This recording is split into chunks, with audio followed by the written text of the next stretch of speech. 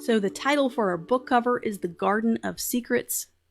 So when you're talking about the Garden of Secrets, you're talking about secrecy. There's lots of things going on between couples. It's kind of this romance type novel that's based in maybe the 19th century, so a little bit in the past when people really had these big gardens and big homes. So we want to do this big kind of grand garden. So I thought about doing a wide shot where you got to see in a big garden out there, but I thought, that's been done before. This is about secrets. It's about getting close to somebody's ear and whispering. So I thought, what if we did this really close, intimate shot of some flowers in a garden? And then we darkened everything around it to look like, it's nighttime and we're telling secrets. So trying to play with the theme of the book with the photo itself. So that's how kind of I came up with this concept. So I found this photo. You can have a link to it. It's from pexels.com. I get a lot of my photos there. But please, if you can't find this one or it gets taken off or removed, sometimes that happens, but it's there right now. Please feel free to use a very similar photo to work alongside me. And when you do your own book cover, definitely, do something different. Find a different photo to work with. But if you want to go step by step with me, feel free to get this photo. So I have this photo. So what we're going to do, and I have our size, the size that we went ahead and set up. I'm going to go ahead and take this and drag it in. And it's going to already be zoomed in quite a bit because this is a pretty high resolution photo. So now it's all about cropping. So I'm going to zoom out, try to find what I think is the right cropping for this. What I thought would be really neat is to put the title, just like we saw with all those examples, having the title interact with the photo. So maybe having a little bit of the flower petals going over the words, kind of like a secret. We're hiding something. So I thought if we hid a few of the letters, that might further make our concept stronger.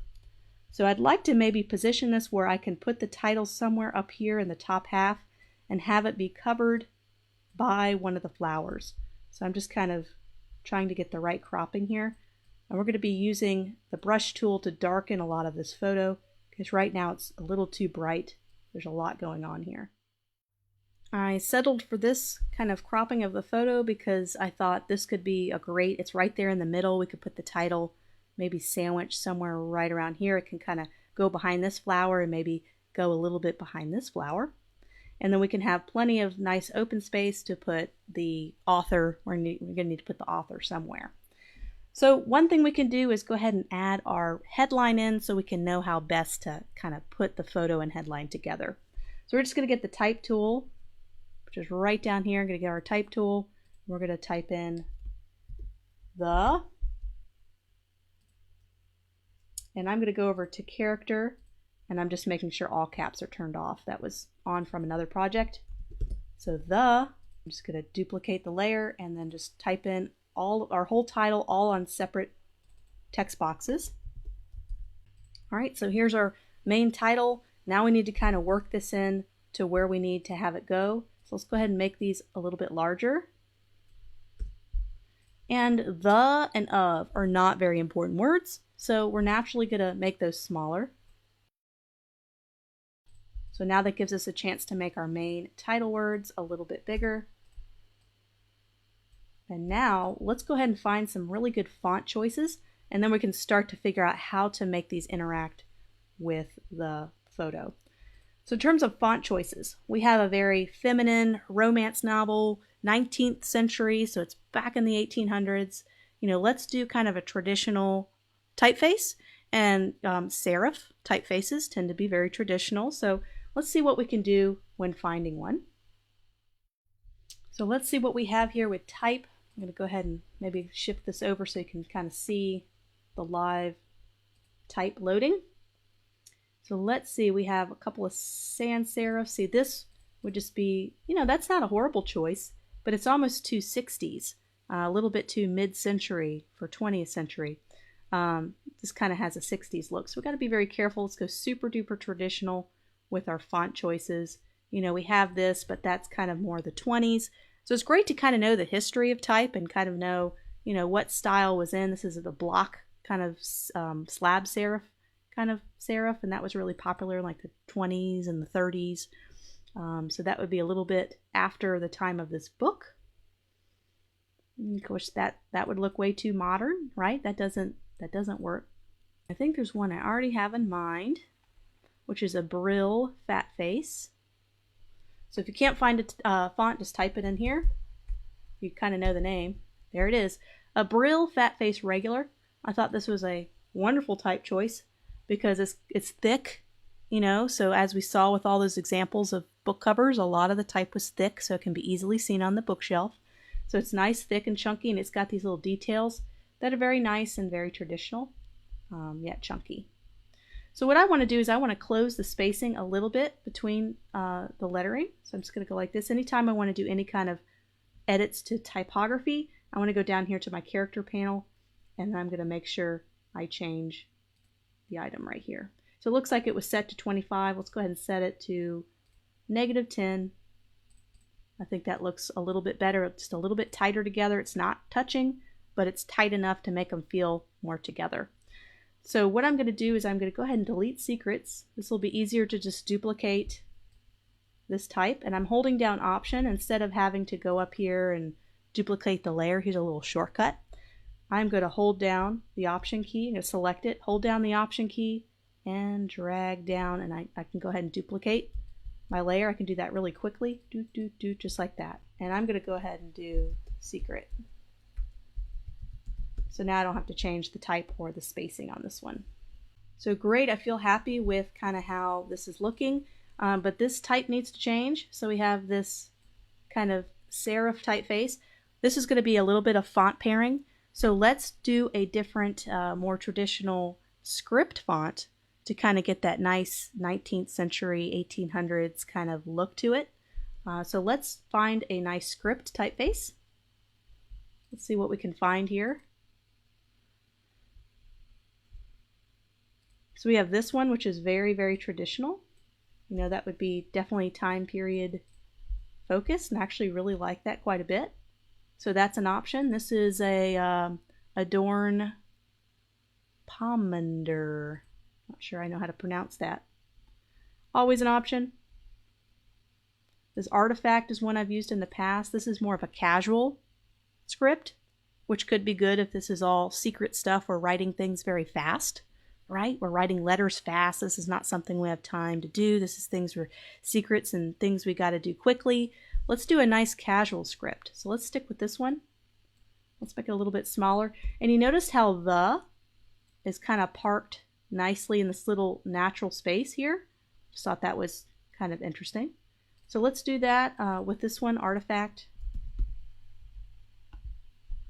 And with script type, you want to make sure the leading or the spacing here, not the leading, the tracking is set to 0 with all script type. You don't want to add spacing with script type. It's not a good idea because it looks like the characters are not joined together with one swoop. Make that a little bit bigger. So great, in terms of size, let's go ahead and zoom out here and kind of get an idea of size. So this is a really small book cover title. From a distance, I'm not going to be able to see that. So let's see if we can't make this a bit bigger and put it right about here. Of course, we're going to have author name. Let's go ahead and duplicate that. I'm holding down Option, dragging, and we're going to do the author name. We'll just do me for now. Although I did not write the book, but I did do the book cover. Put that down below. All right, so now let's find ways to have this book interact with the photo. So right now we need to kind of isolate some of these objects. We need to take a couple of these flowers and select the objects and paste it on top so that we can kind of hide these. We can use layering masks to do some of this work, but I thought it might be easier to just go ahead and cut out a layer on top and put it on top of the words. So that's what we're going to do. We have the main photo here, and I'm just going to hide the type so I can just see the flower. What we're going to do is we're going to select and isolate this one flower and paste it on top in a new layer. That's going to be on top of the type layers. Let's go ahead and select. Let's see, a couple ways we could do this. I always like to try the magnetic lasso tool first because I do find that a little bit easier for selecting, especially since there's a lot of contrast between the red and the green background. So the magnetic lasso tool is a great candidate when you have colors that are so different that you're selecting. So look how easy this is to select this. It's very, very easy. And we can select some of the leaves as well, but I'm just going to do the flower for now. And join it. And let's, got a little mistake here. I'm just going to do the subtract, which is right up here, subtract from selection. And I'm just subtracting that little bit right there. And I guess I could go back to add up here, up top. And I'm going to hold down shift. You notice a little plus sign. I'm just adding to my selection just like that. Okay. So we have a rough cutout, one that I think would just hide the text really good. So what I'm going to do is I'm going to copy it, copy my selection, and I'm going to do paste, special, paste in place. So it's going to paste it in the exact spot that I copied it from, just like that. So now we have our new flower layer that's going to be here. I'm going to just call it on top flower. Okay. We're going to drag this above our text layers, so it's going to be on top of our text. All right, let's cut out the next one. I thought this flower would be a really nice flower to cover up the G in garden. So I'm just going to take the polygon lasso tool, just make sure I add the selection all the way to the edge. And I think that's a pretty good selection for now. I'm just going to copy, go back to my layer, copy and paste. And let's go ahead and do a paste in place. And there's actually a little keyboard shortcut that you can always memorize to do that as well. Drag that on the top, and this will be on top flower too. Great, so let's go ahead and bring in our type again, just making those all visible. And let's find ways, that already looks really good how it's set. Let's find ways to tuck the letters so they're still readable, so we don't want to do that. We want to make sure that all the letters are readable. Find a way. I'm going to try to see if I can get that F, the tail of the F, to tuck in between that nice space here. Just thinking of ways, like if I do that, that doesn't seem like a puzzle piece being put together nicely, but that does, kind of using that space. Just look for those little spaces when you're working with typography. I like the way the S is covered, and I like the way the bottom of secrets is covered, but it's not enough for me. I still think it's readable. I think secrets is still readable. Maybe we can bring everything up just a hair. Just a hair, so you can kind of see a little bit more of the E. So there it is, the garden of secrets. I feel like the garden is hiding something. That's the whole point of this concept. So I like the colors, but the photo needs a lot of work, and we want to make sure it looks like nighttime and secret. So we really want to darken some of the rest of the photo and keep these two flowers really bright and vibrant, and everything else a little darkened, so you really focus on the title and you focus on the flowers. So what we're going to do is we're going to add a new layer. And this layer is going to be right after the type, or let's do it right before the type, because we don't want to darken any of these flowers or the type. So let's do it right here, a new layer above our base background photo. We're just going to call this black, dark, whatever you want to call it. And we're going to grab our brush tool, which is going to be right here. You can just get a simple brush. We're going to go up and make it a nice soft round brush. So it's going to be feathered. It's going to be, we don't want a hard round brush, we want a soft round brush. And let's make it rather big. It's going to be pretty big. Let's keep making it bigger. Maybe not quite that big, maybe 1,000 pixels. Let's see how that looks.